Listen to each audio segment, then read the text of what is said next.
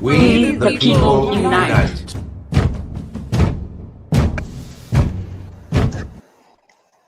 Hi, everybody. Welcome to Voices from the Edge.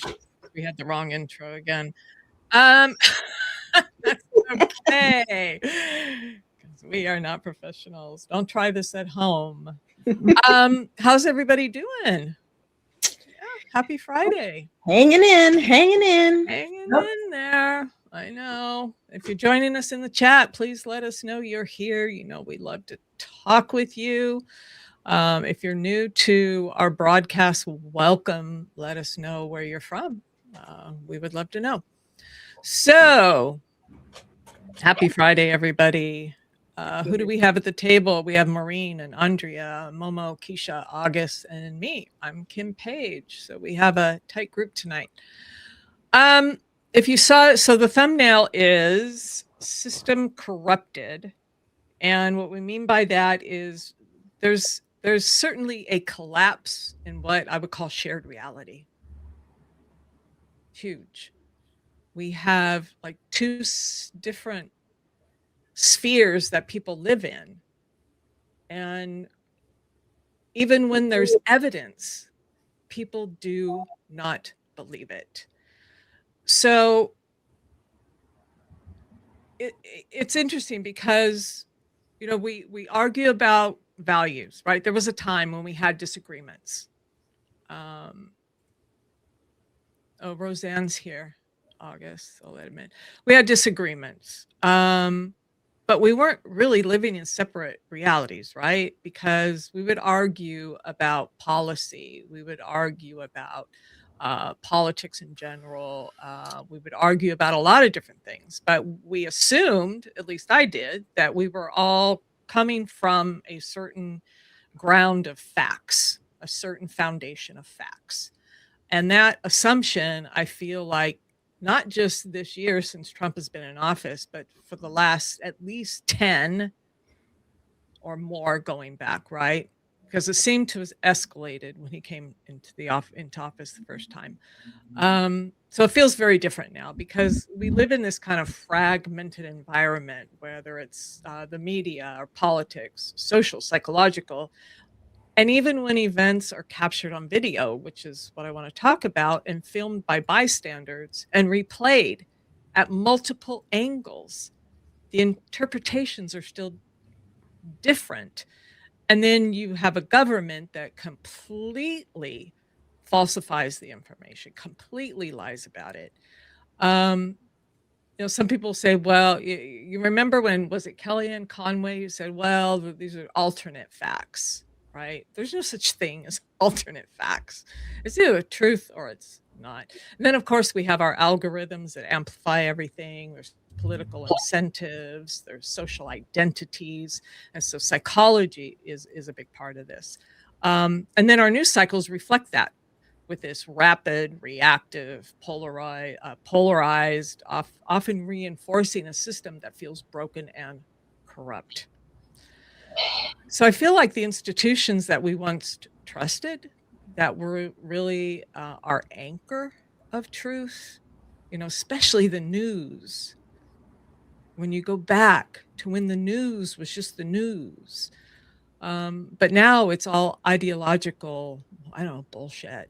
And so when truth erodes, trust erodes.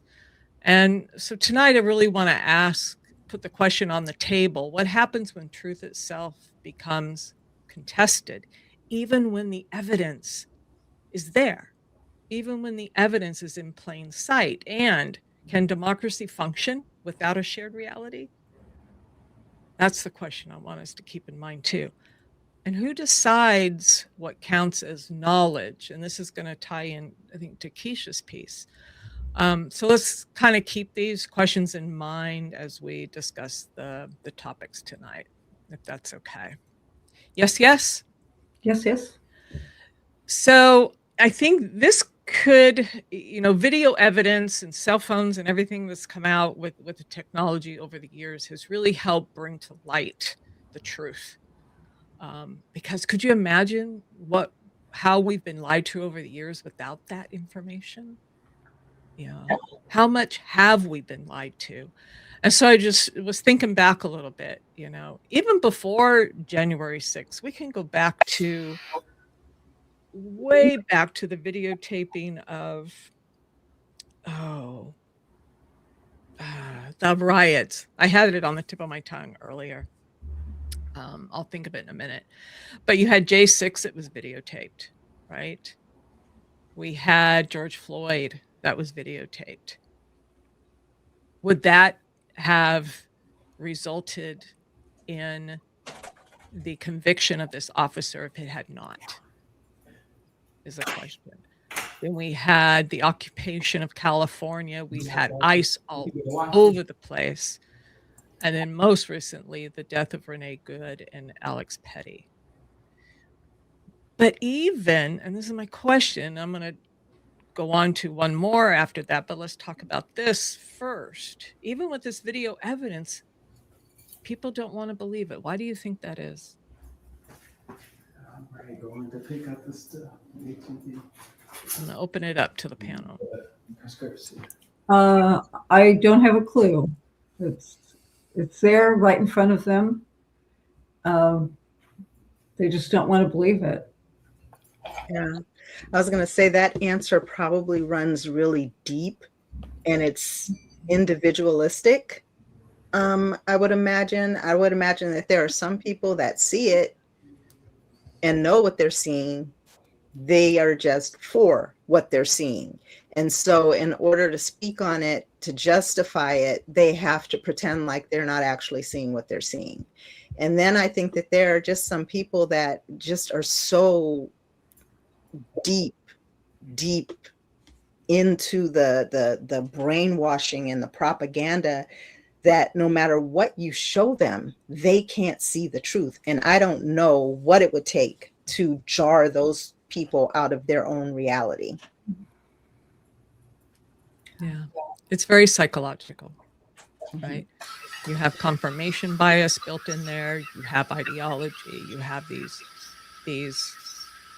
beliefs that people were raised on, that it's really hard, I think, sometimes to even see the truth and think, well, maybe I was wrong. I think people have a hard time with that, especially when you're in a cult. Right? Roseanne, you acted like you had something. Yeah, I kind of think that people see what they're seeing and they form an opinion, but then they go out and they grab a consensus of their friends and then they get their opinion, and then all of a sudden, well, maybe I should take another look. Let me see what Jane saw that I missed or whatever. That's kind of how I feel. Even though the truth is sitting, it's glaring them in the face, they're still going to go out and check with their peeps about what they saw. Yeah, groupthink, basically. Mm-hmm. But then we have a government who flat out lies about it. Mm-hmm. That's where it starts. Yeah. Right. Always. That's the scary part of all this, because, and also the media is a big part of it, because I wonder, I can't watch Fox. I won't watch Fox at all, but I know people who do. And I wonder what version of the story they're getting, what spin they're getting. There are still people who believe that January 6th was a protest or a tour of all things. I don't know. Hypocrisy is glaring. Then we've had the latest kind of version of that with, why is it not going to the stage? Okay, interesting. Oh, there we go. Maybe, yeah. With Don Lemon. So what's interesting with this is, again, there was video footage that showed exactly what Don did and what Don didn't do. Don was doing his job. Video footage appears to contradict key aspects of a federal indictment description of former CNN anchor Don Lemon's actions in a protest last month inside a church in St. Paul, Minnesota, according to a review by the Washington Post. Lemon, another independent journalist, and several protesters are all charged with the same 2 criminal counts. They are accused of conspiring to deprive congregants of their religious rights and interfering with access to a place of worship. Makes you wonder how long they had to dig deep to find those 2 charges. The January 29th indictment calls the 9 defendants agitators, says they entered a church in a coordinated takeover style attack. In multiple instances, it describes the alleged conduct of 2 journalists and the protesters collectively. It does not characterize Lemon or Georgia Fort as journalists, though it notes that he was live streaming video on his online platform, The Don Lemon Show, and that Fort, acting separately, conducted an interview at one point. And it goes on. But the video, we've all seen the video, and the video completely contradicts what the government is saying, as usual. As usual. So, and we know today Don went to court and pled not guilty. Correct? I know some of you were on the show talking with him about it. Anybody want to share?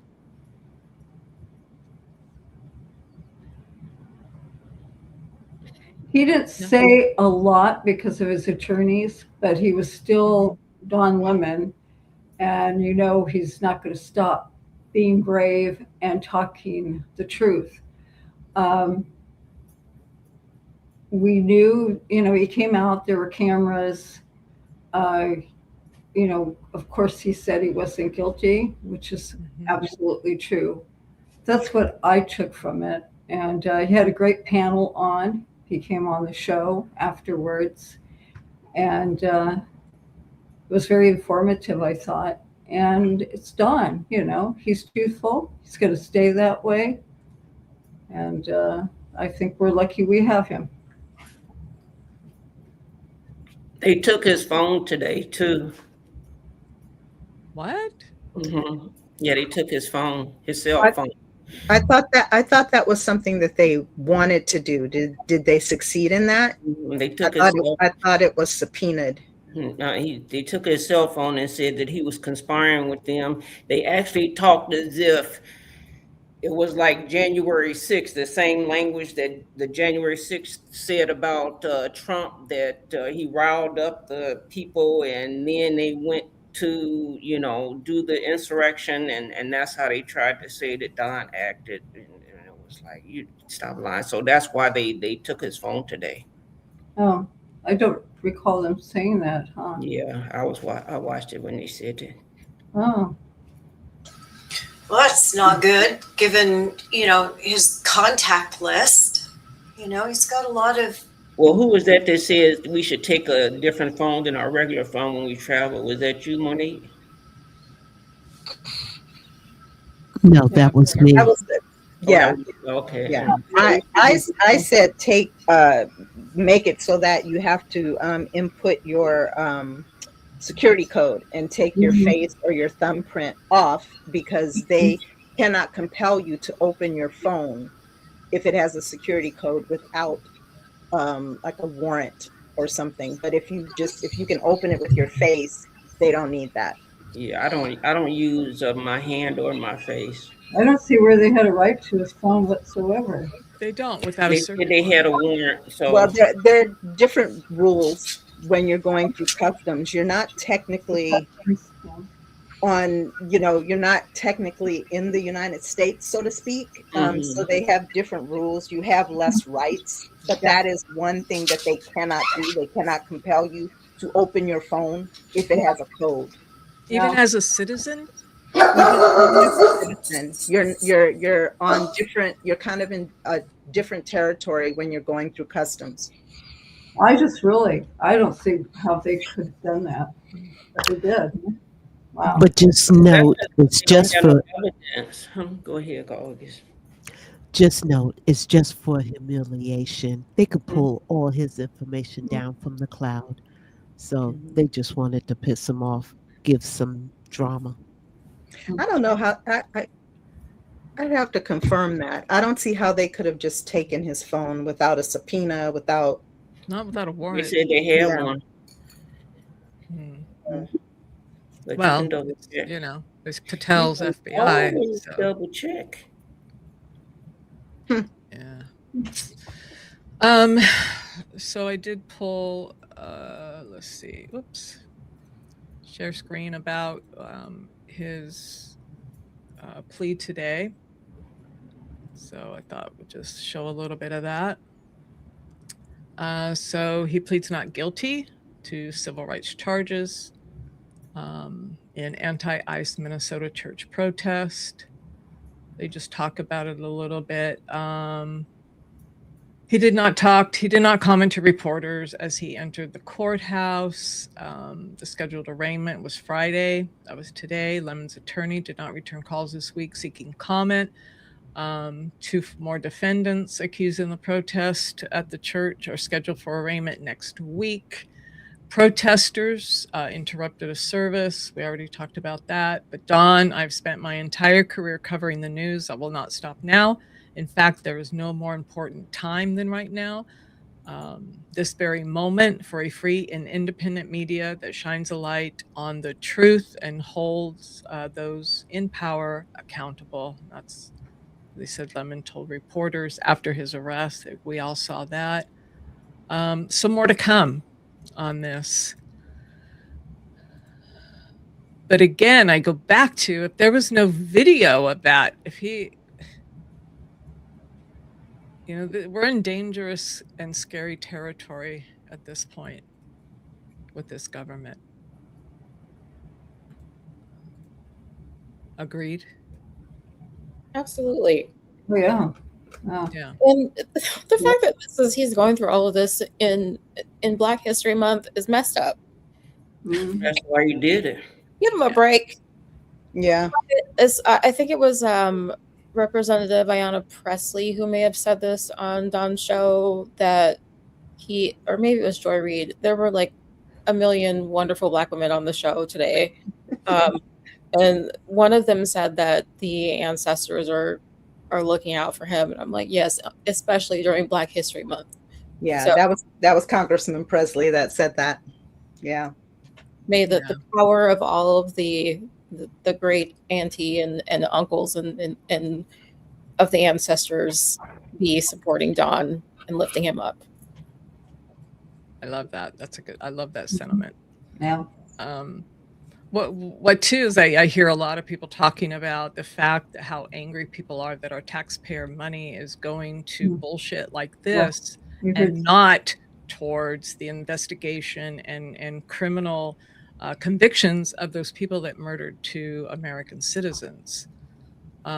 So, yeah. That's a distraction, like Marley says. Mm-hmm. Yeah. It is. Yeah. And like we talked about Wednesday, whew, yeah, those files, I think something's going to happen with those internationally before they happen here. Mm-hmm. But don't forget, the Dow is at 50,000. Yeah. And that's the most important thing.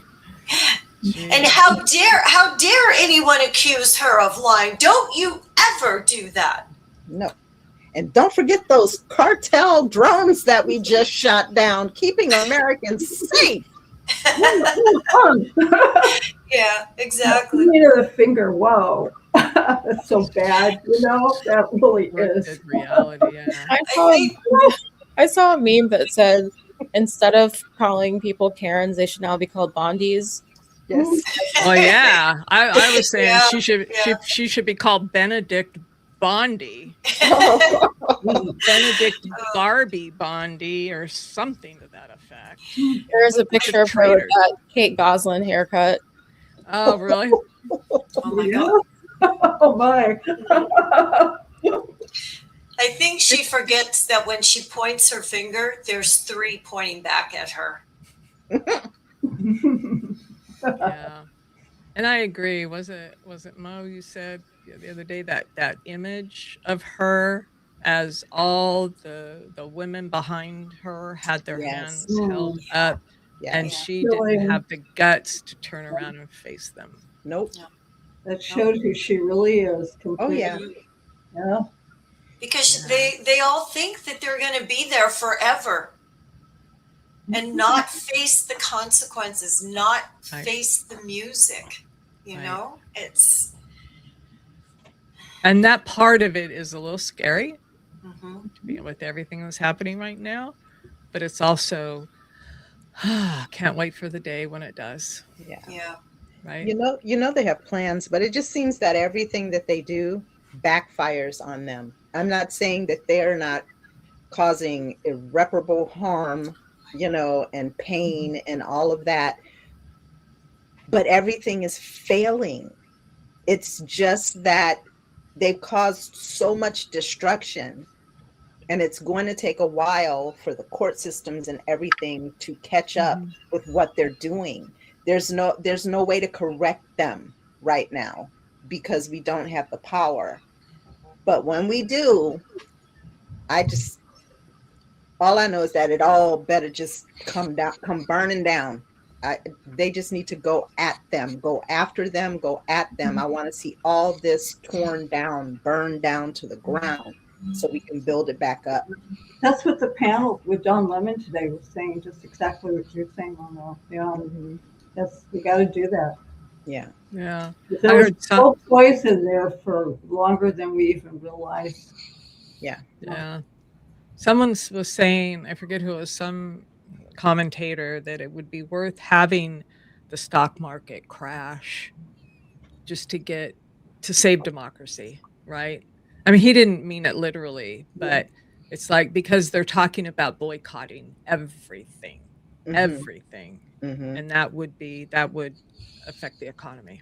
So, so obviously, tagging on to Don Lemon and the attack on the freedom of the press, I'm going to turn it to Maureen because she's going to talk about the freedom of the press.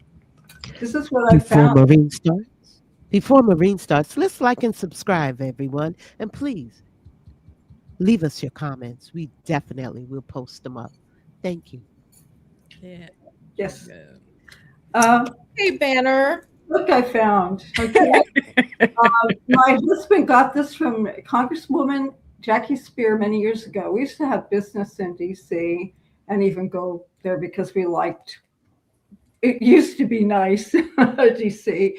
And it was like he had things highlighted. I had memories of him as I looked through this again today, and truly believed in this as I do, and I know you all do. But sometimes we kind of forget what it says. So I'm going to start out with this. We, the people of the United States, in order to form a more perfect union, establish justice, ensure domestic tranquility, provide for the common defense, promote the general welfare, and secure the blessings of liberty to ourselves and our posterity, do ordain and establish the Constitution for the United States of America. I just wanted to start out with that. Now I'm going to go to freedom that we are all supposed to have. In Amendment 1, Congress shall make no law respecting an establishment of religion or prohibiting the free exercise thereof or abridging the freedom of speech or of the press or the right of the people peaceably to assemble and to petition the government for a redress of grievances. What does that tell us? Why is this, it's right there in our Constitution. Why can't people stand up? I guess we need more Democrats, right? In Congress and the Senate. This whole administration needs to be impeached. They're not following this at all. They're treating us, I'm going to say this word, as a fascist country. And I truly believe that. And it's hard for us to say, isn't it? But it's true right now. That's what they're leading us down to. So we really need to take hold, as you said, when We got to burn this down once we get those people out of there. And I just mean that. I don't mean literally burn. If we just need to get the poison out of there. And one more thing that I will share that I found interesting. I need to be careful. Maybe this is longer. Well, I'm just going to read this. When in the course of this is an action of the Second Continental Congress on July 4th, 1776, the unanimous declaration of the 13 United States of America.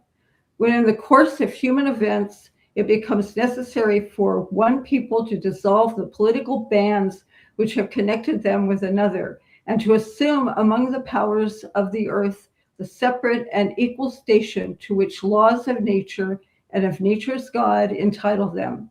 A decent respect to the opinions of mankind requires that they should declare the causes which impel them to the separation. Now we have a video, and we'll leave it to you, Kim. I guess you thought it was a little long, so we can cut it off at a certain point. Yeah. But this is from PBS. Hi, I'm Craig, and this is Crash Course Government and Politics, and today we're going to finish up our discussion of the First Amendment, finally, by talking about everybody's favorite, the press. The First Amendment is pretty clear that Congress can't make any laws abridging the freedom of the press, and since you understand the basics of free speech, because you were paying attention, the reasons for this should make a lot of sense. But as with any discussion of the First Amendment, things aren't as straightforward as we might think, and the freedom of the press, just like the freedom of speech, is not absolute.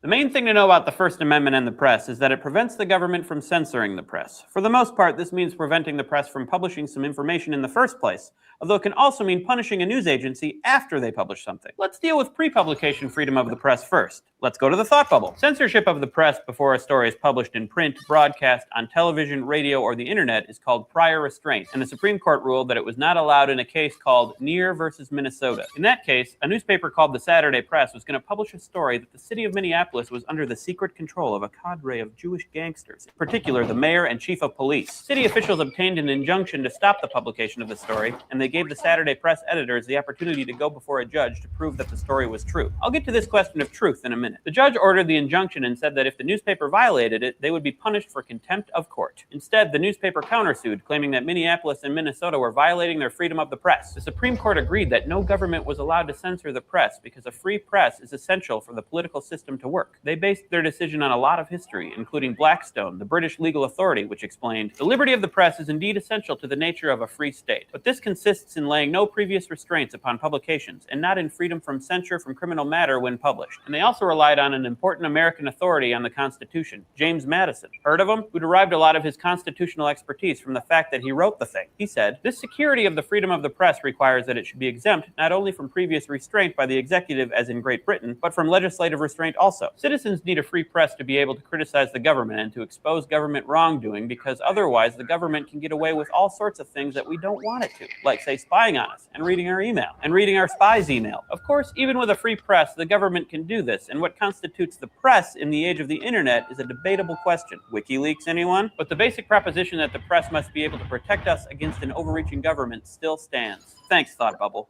There's another reason why the court put the kibosh on prior restraint, and that's because if a newspaper prints something that is untrue about the government, or more practically about a government official, there's a remedy for this. The person or agency about whom the untrue thing was said or written and published can sue the publisher for libel, and if he proves his case, can get monetary damages. This is supposed to prevent newspapers from flat out lying about public officials. But libel suits can cause another problem in that they can basically end up being after-the-fact censorship. If a newspaper is so afraid of a libel suit that it decides not to publish a story, then it effectively censors itself. Sometimes courts call this a chilling effect, and it applies to speech that people are afraid to make because of potential lawsuit or other punishment, as well as articles and news stories that go unpublished out of fear of potential punishment.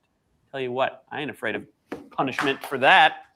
can do what I want. Freedom of speech. Luckily for us, the court dealt with the libel issue in another landmark case, New York Times versus Sullivan from 1964. This case involved an advertisement in the Times that included some inaccurate statements about the way Alabama law enforcement was treating civil rights protesters, including Martin Luther King Jr. The Montgomery Public Safety Commissioner L.B. Sullivan thought these misstatements amounted to libel and sued the Times. He lost at the Supreme Court, and they ruled that the standard for libel of a public figure was actual malice, which was my nickname in high school. This means that in order to win a libel case, you must prove that the publisher of the libelous statement knew that the statement was false and acted with reckless disregard, my friend's nickname in high school, for the truth. This is an almost impossible standard to prove, and what it means is that public figures almost never win libel cases. This goes a long way toward explaining some of the outlandish things you read about politicians and celebrities in print, and I'm not even going to begin to talk about some of what you can find on the internet, like a bearded dude talking about government and punching eagles. Some argue that we shouldn't feel too bad about celebrities, and we should remember that they are celebrities and are usually doing all right for themselves. Unflattering publicity might simply be considered the price of fame. I'd point out that celebrities are human too, except for Lil Bub, the only non-human celebrity,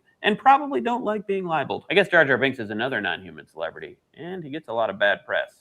But he truly is terrible, so it's not libel. So it sounds like the First Amendment protection of a free press is pretty much absolute, but there are always exceptions that make things complicated. One of these exceptions is the question of national security. There are some security issues that are so important the government is allowed to censor the press before they can print stories about them. The best example of this is that the government can prevent the press from printing detailed descriptions of troop movements during a war, because this would help the enemy and put soldiers' lives at risk. It's kind of like in those spy movies when the bad guys learn all the names and aliases of the secret agents, except it's real. Knowing this, most newspapers wouldn't print this sort of thing, at least while it's happening. But what about after the fact? Well, it gets complicated, but another Supreme Court case gives us some guidance about what to expect. In New York Times versus US, why is it always New York Times? The issue was whether or not the Times could publish the Pentagon Papers. These were secret documents stolen from the government by Daniel Ellsberg, who had worked at the Defense Department. They showed that much of the government's reasoning behind the Vietnam War was untrue, or at least highly questionable.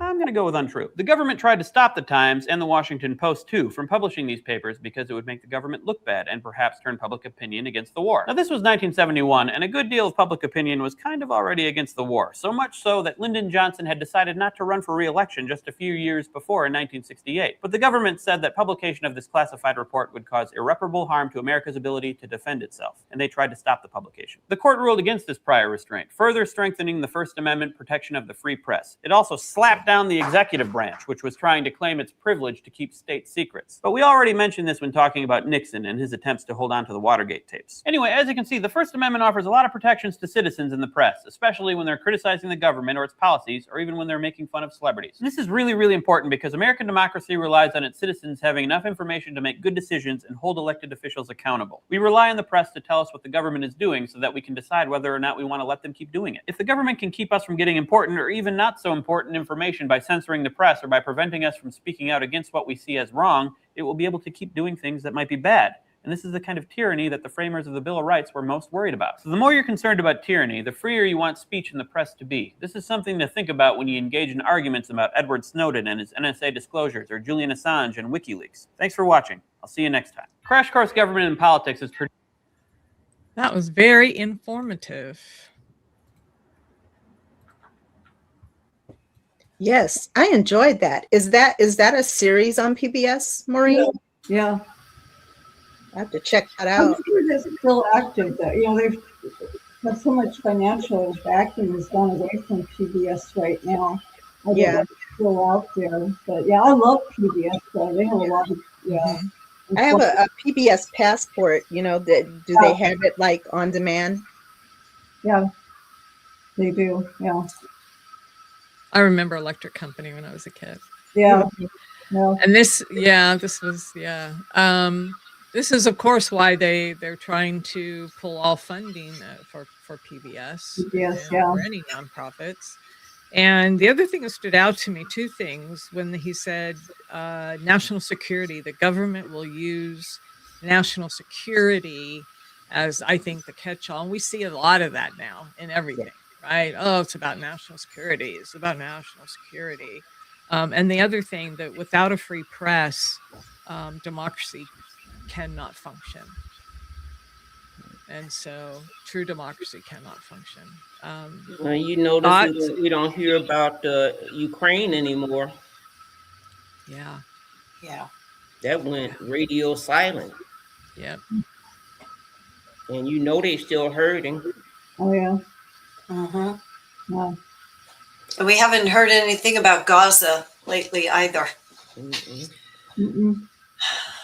And he's trying to take away, you know, disability and, like I said, the food stamps for people that need it, and you know, so he'll eat, but nobody else will. Well, and this is why the mainstream media is, I don't know, derelict in their duty. They're Mhm. they're not doing their jobs. They're scared. I have to say, Ms. Now is still doing a pretty good job. Yeah. Yeah. I'm sorry. I Yeah. love MS Now. how it Yeah. is now, like Joy does. Ms. Now.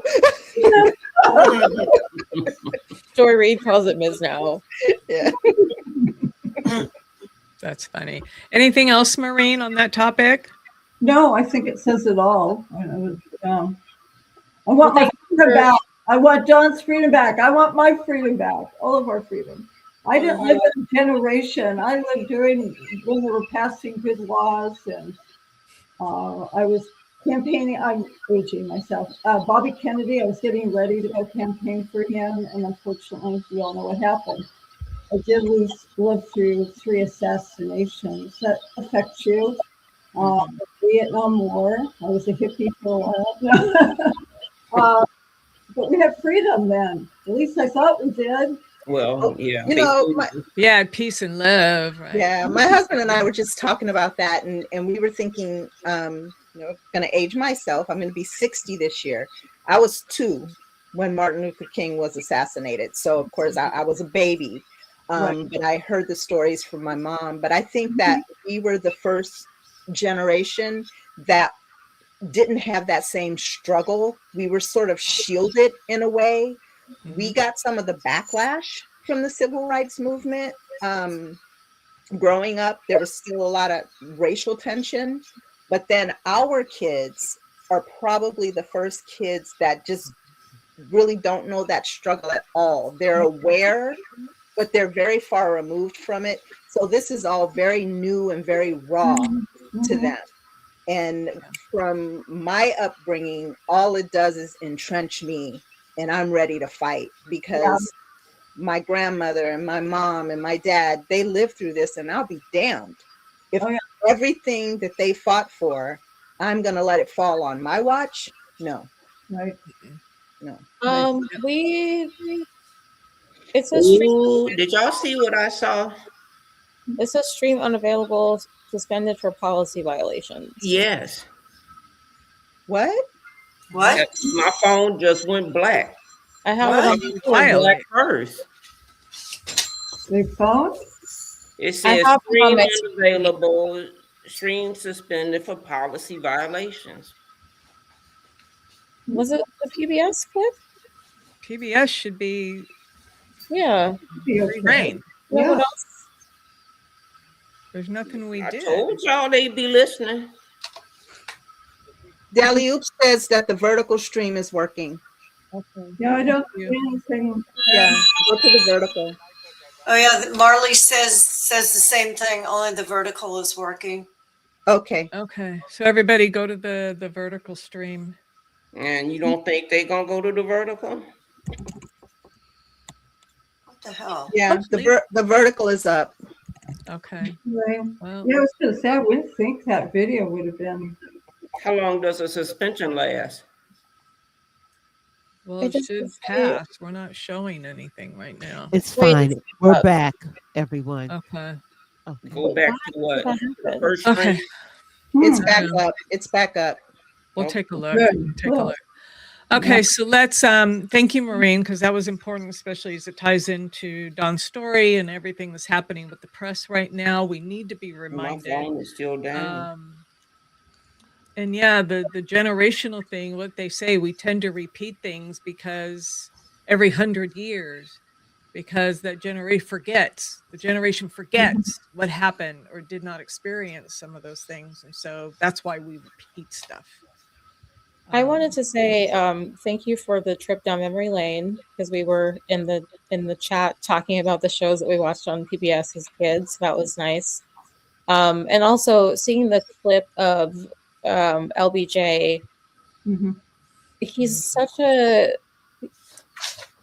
complex president in terms of like how I feel about him, because he did some pretty important and formative things, but also was pretty racist.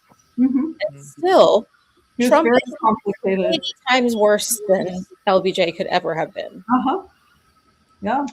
Well, LBJ was a smart politician, and Yes. LBJ, in spite of his racism, wanted what was best for the country. And he knew that what was best for the country was to be inclusive. Yeah, he knew how to work the room. Yeah, Mhm. yeah.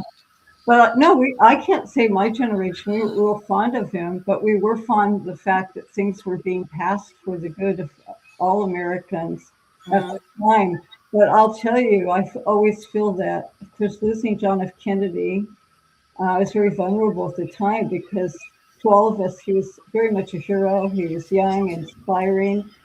And I will never forget going through 3 generations as a young person, 3 assassinations as a young person. That really does something to your psyche for a while. And they were all 3 heroes at the time. And yeah. Hey guys, do you think it was because I swore? What? Do you Y'all think we swear got every suspended because I No, swore? people swear all the time. Okay. I don't know. We'll find out. We'll find out. But even with the good and bad presidents we've had in modern history, meaning in our generations that are here, that have experience, we had a functioning government. Even with Bush, a lot of us thought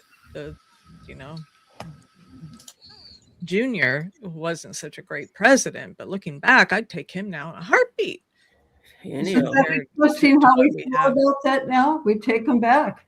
And I admit, so there were a few that I wasn't real fond of, but now I'd rather have them. We don't have a functioning government. Yeah, I know. So, all right, so let's switch gears a little bit. I'm going to turn it over to Keisha. So speaking of Lyndon Baines Johnson, our former president, he is from Texas, and his presidential library is on the grounds of the campus at University of Texas at Austin, which is where I went to college. And they have been up to some things lately that are making me very unhappy as an alumni. So Kim, if you could play the video. Yep, absolutely. Of Texas at Austin, UT is undergoing a major academic restructuring. The university is consolidating 7 ethnic and gender studies departments into 2 new departments.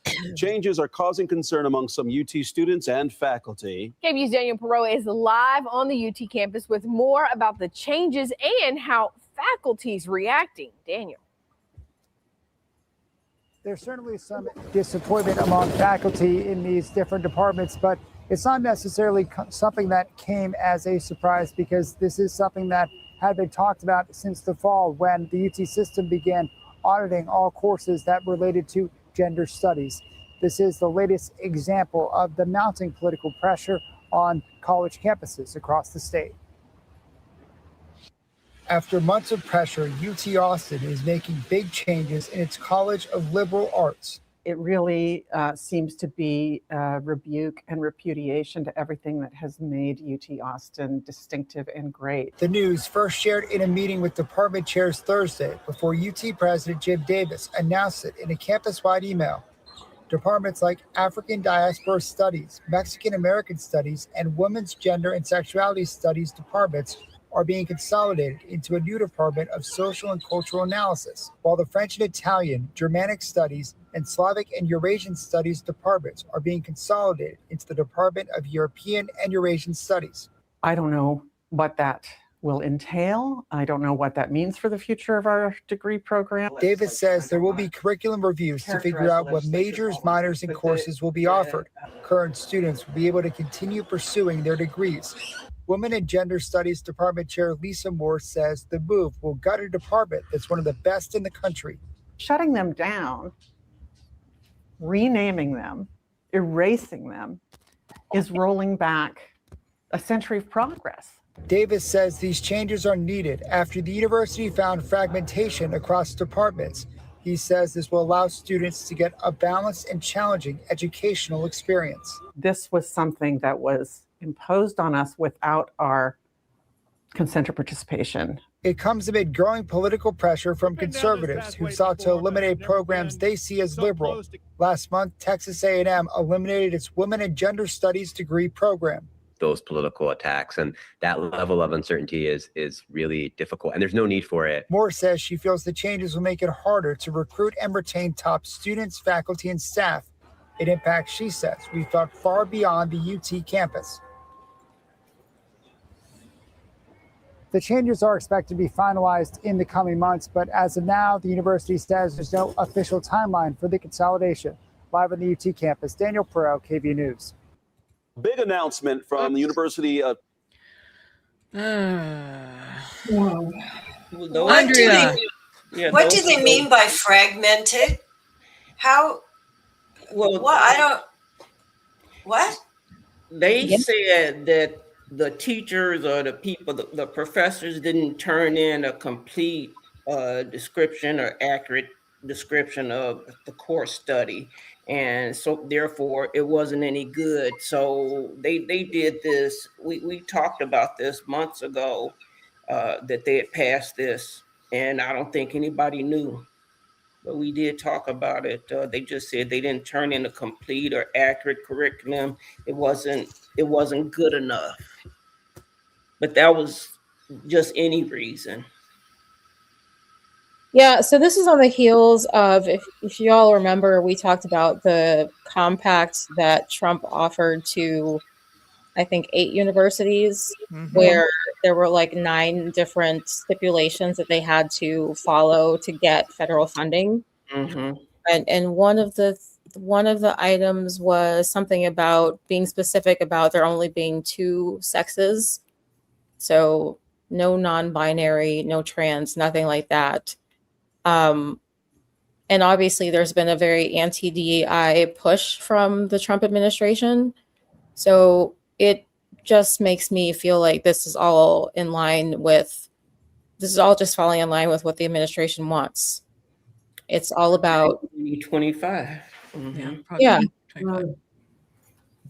So this change would affect more than 800 students across 307 undergraduate majors, which is a lot of people.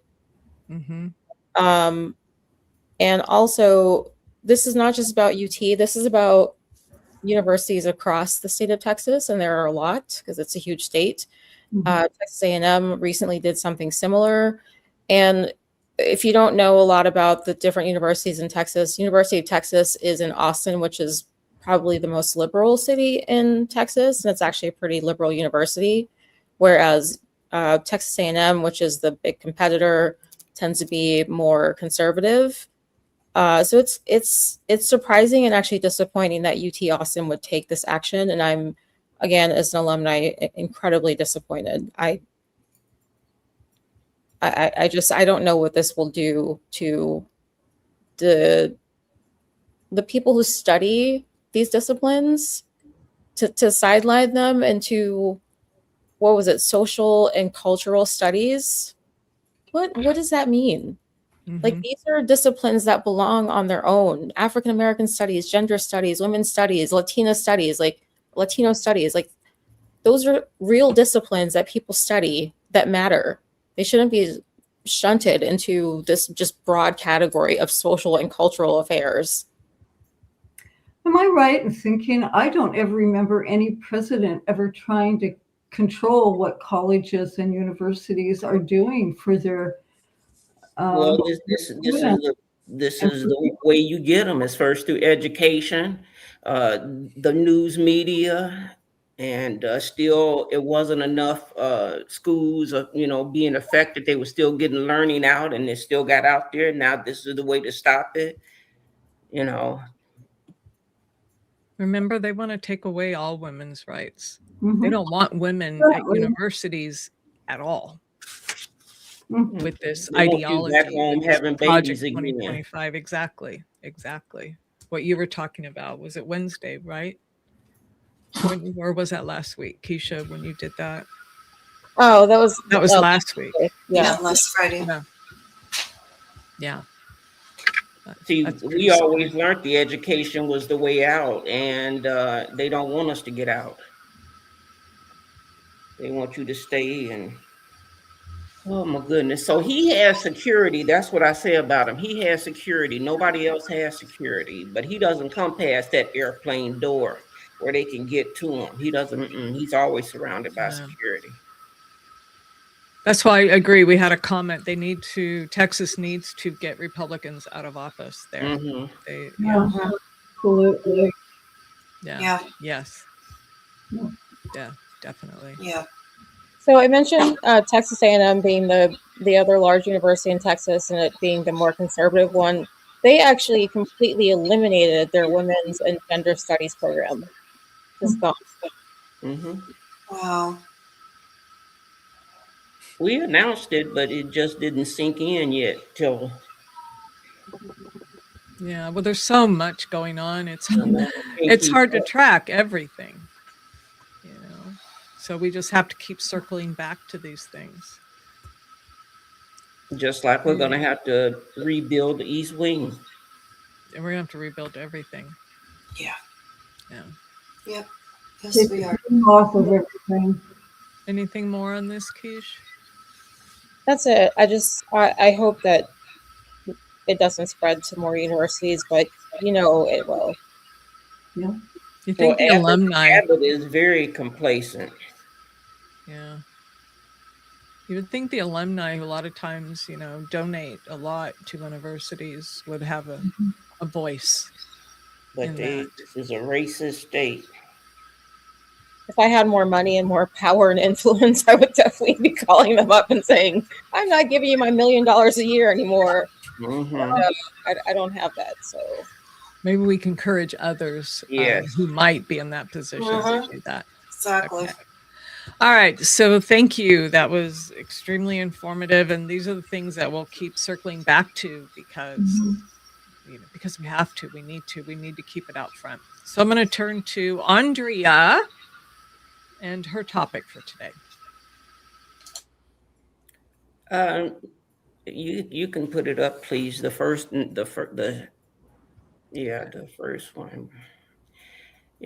This is funny, not funny, that Trump pardons 5 former NFL players for crimes ranging from perjury to drug trafficking, where he was blowing up boats and letting the other man out. This is crazy. The pardons were announced by White House czar Alice Marie Johnson, Joe Kekio, Nate Newton, Jamal Lewis, Travis Henry, and the late Billy Cannon were granted the clemency. As football reminds us, excellence is built on grit, grace, and the courage to rise again. So is our nation. Johnson wrote on the social media site X as she thanked Trump for his continued commitment to second chances. Johnson said Dallas Cowboy owner Jerry Jones personally shared the news with Newton, who won 3 Super Bowls with his team. You can go down. Kekio, a former star of the New York Jets, pleaded guilty to perjury after lying to a federal grand jury that was investigating insurance fraud. A defensive lineman, Kekio was inducted into the Pro Football Hall of Fame in 2023. That's one. Yeah. Newton, an offensive lineman, pleaded guilty to a federal drug trafficking charge after authorities discovered $10,000 in his pickup truck, as well as 175 pounds of marijuana in a company car driven by another man. Newton has a 2-time All-Pro player and 6-time Pro Bowler. Lewis, formerly of the Baltimore Ravens and the Cleveland Browns, pleaded guilty in a drug case in which he used a cell phone to try to set up a drug deal not long after he was top pick in the 2000 NFL draft. Lewis, a running back, was named an All-Pro once and was a one-time Pro Bowler. He was named the 2003 Associated Press Offensive Player of the Year. Henry, who played for the Denver Broncos, pleaded guilty to conspiracy to traffic cocaine for financing a drug ring that moved the drug between Colorado and Montana. He was running back for 3 teams and a one-time Pro Bowler. Oops. Got advertisement there. They do that. And Cannon, who played with the Houston Oilers, Oakland Raiders, and Kansas City Chiefs, admitted to counterfeiting in the mid-1980s after a series of bad investment and debts left him broke. Cannon was a 2-time All-Pro player and a 2-time Pro Bowler. Cannon was also the 1959 Heisman Trophy while starring for Louisiana State University, where he had one of the most memorable plays in college football history. Anderson reported all of this from Las Vegas, and so, but when Trump decides let him out, it doesn't matter, or blow up the boat until I get your president, it doesn't make no sense. I'm not going to get any drugs into the U.S., but now you're going to pardon these people. It doesn't make sense.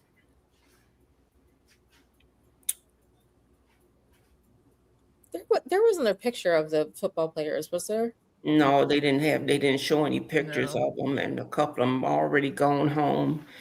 And this just, it makes no sense. And that's what I said. None of this makes no sense.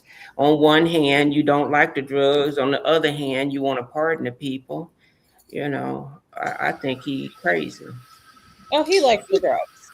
I'm just wondering if the football players are Black, and this is like some weird ass Happy Black History Month. Black people have pardoned these wonderful football heroes. I would think more that they white and he pardoning them because they white. But half of them are dead. So And what was couple the of them are sense dead, of that? so, yeah. Exactly. Yeah. Marley brought up a good point about, I wonder if he gets money for these pardons. Oh, I believe he does. 100%. Oh yeah, absolutely. Yeah, he always a quid pro quo. He doesn't do anything Allegedly. without lining. Yeah, allegedly. Yeah. Mhm. So again, it's the grift. Continues. I think so. Yeah. The only one to me is like the marijuana. I don't know how much. I mean, it is legal now in a lot of states, but you wonder what the sentence is for some of these. Yes, Jazzy, a couple of them are dead. Yeah. It makes no sense. Just like us having the president of Venezuela, Trump is worse than he is. Yeah. So if somebody should be kidnapped, it's Trump. So that leads us right to the next video. That's the most exciting thing to me today. We're gonna play that over and over again in the next video. All right, here it comes. Me. All right. This image is, right there. We could just stop right there. Oh God. It's scary. President. Wow, that was pointed. And that's what he get for showing that other one. And that's how I feel about him. The end. I agree with the sentiment. I do too. I'm like, what? Yeah. It should be playing everywhere. She said it should be playing in DC. It should be playing everywhere. Right next to the Epstein Trump statue, if it's even still there. If it's still, that's right. Did you hear about the statue he had built?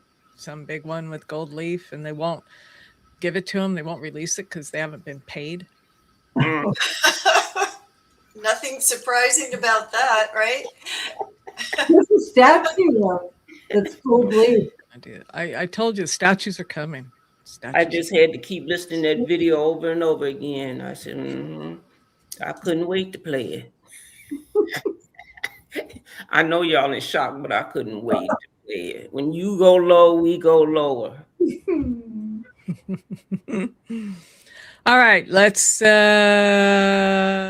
finish up with August on the Move. Good evening, everyone. And let's talk about what's the latest in the news. We haven't really discussed much. We've been really focused on two things: Donald Trump, as always, and also Don Lemon.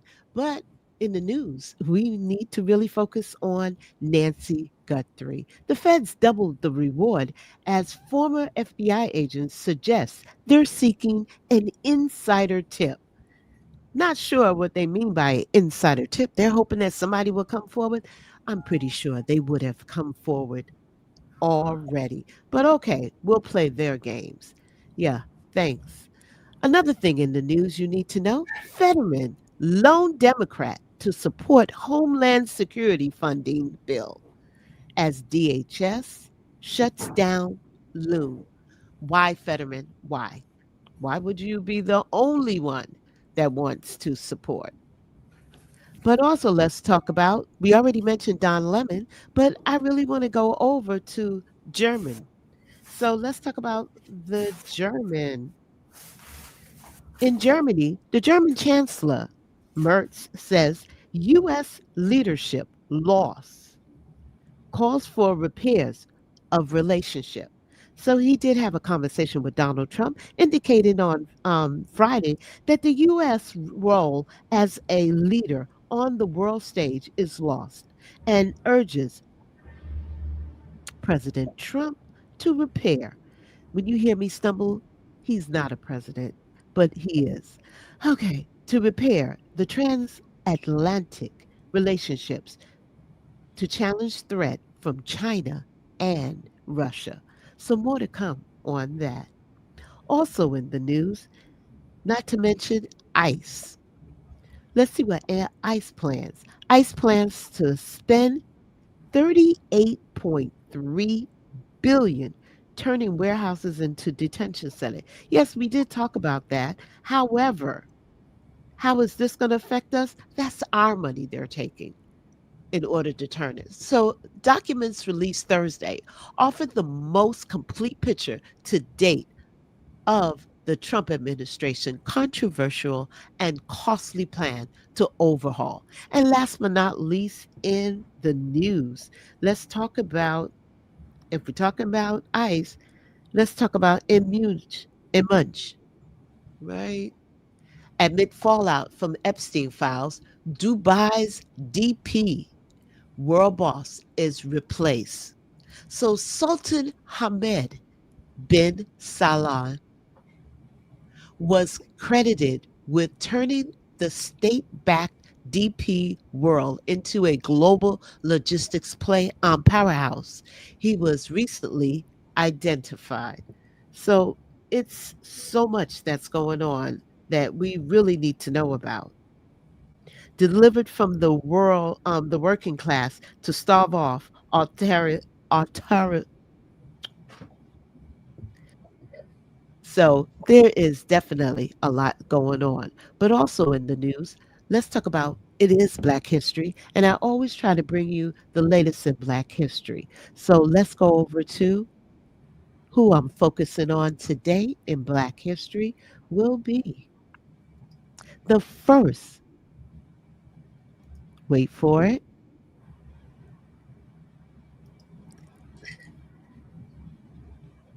I didn't mean for us to wait that long for it. Okay, the first, is it coming up? Yeah.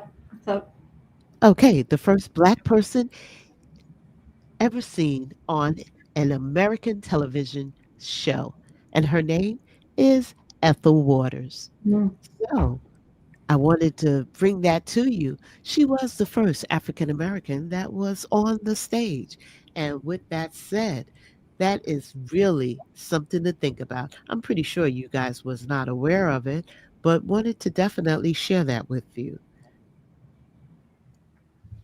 And back over to you. Perfect. Thank you, August.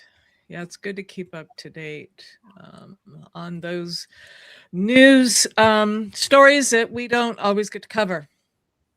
So, Can I add something or comment about the Nancy Guthrie case? yeah.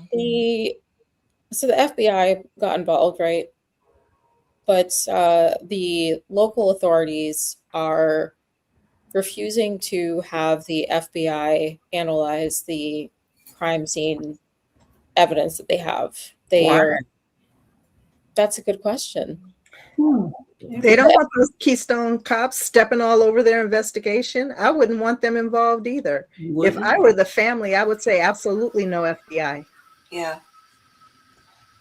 She said she increased the reward to $100,000. Yeah. My mother worth more than that, and you make $25 million a year.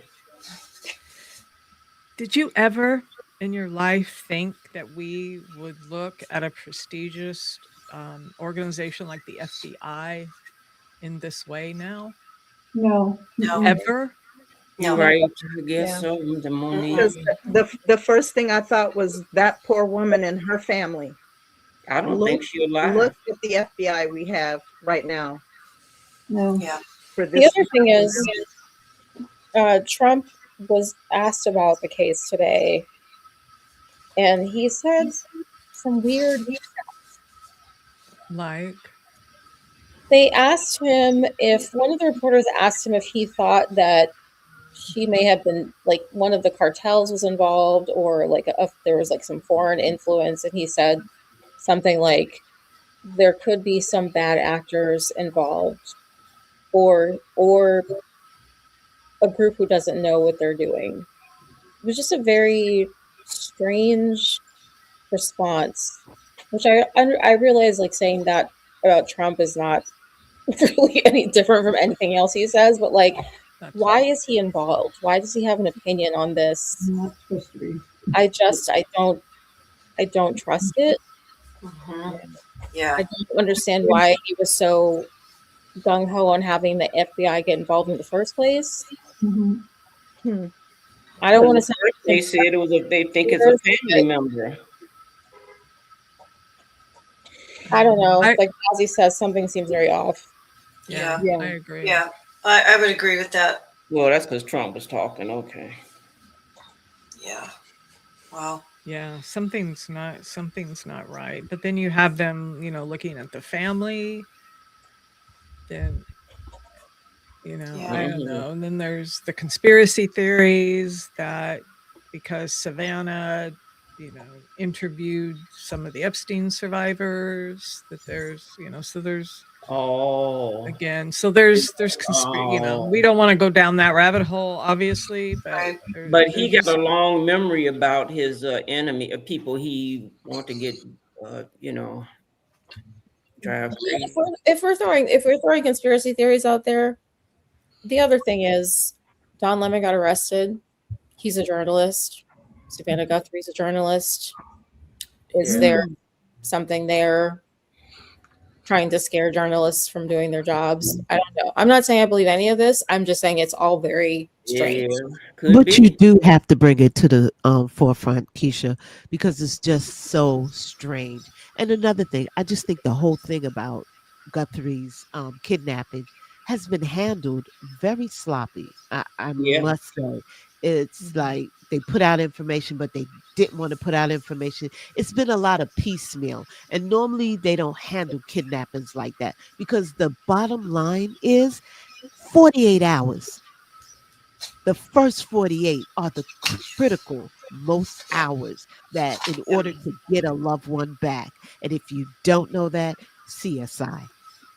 Yeah. Okay. So we need to make sure that we keep that in mind. And I pray for for her mother, but I also pray for that family as well, because there is something, no pun intended, is fishy in Denmark. It just seems pretty. And if you look at the home on TV, it's in Arizona. So it's almost like in like a wilderness part. So why we're not following footsteps, but because how it's been handled. And that's the enemies list. Have gone. He got his enemies list. Yeah, I was watching these two detectives, former detectives, talk about this, and I forget the name of their show, but they were showing video footage of the blood splatter and everything that was on the ground. And they said, well, we're wondering how come there's no fingerprint dust on the door? Didn't they take fingerprints of the door? What, so they were questioning a lot of really odd things. I didn't understand why it took so long to see the camera, the video of that guy. No, they had it. They just didn't release it, Maureen. So Okay. it really didn't take long. It's just that they don't release certain information. I'm sure they until- wanted to, do their investigating first. And if they came up dry, then put it out to see if someone would recognize the person. But I questioned the glove out in the desert. Like, really? You can't pull a fingerprint inside of the glove if you turn it inside out. So the whole thing just seemed kind of shady. Yeah. And It looked like, go ahead. I was just going to say, to bring it back to the political nature of it all, the fact that we who are level-headed people would even possibly consider that our government is involved tells you how far we have fallen as a country. Yes. Yes, exactly. Yeah. We would have never thought that before. Right. No. So can we play the video again? No. Not today, Andrea. We could play it after if you want, once we get off the air, but we are running a little bit late today. So thank you, everybody. I hope this banner doesn't go over your face, but it might. Please like and subscribe. Please, please, please. And as we mentioned Wednesday, if you would love to support our work, please become a member if you feel so inclined. And we love having you. Thank you, everybody, for your comments in the chat. We love to talk with you, and we so appreciate you showing up and supporting us every Wednesday, Tuesday, Wednesday, and Friday. Any last comments from anybody? I would just like to say happy Valentine's Day, but I would also like to say, please, everyone, call your senators and insist that they vote against the SAVE Act. Yes. Please. Oh, no. Absolutely. Keisha? It's also Galentine's Day, so reach out to your gal. Valentine's. Tell them how much you love them. I don't have one. You have us. What's Galentine? We could do Galentine's. Your platonic girlfriends. For your platonic girlfriends. Okay, Yes. thank you. Yes, You we gotta are. keep me up to date now. Valentine. What? It's the day before Valentine's Day, and it's supposed to be a day to spend with your girlfriends and celebrate your friendships. Oh, I have lovely friendships. All right, everybody. Thank you so much. We love you. We'll see you next week. Have a great weekend. Take a break. We the people unite.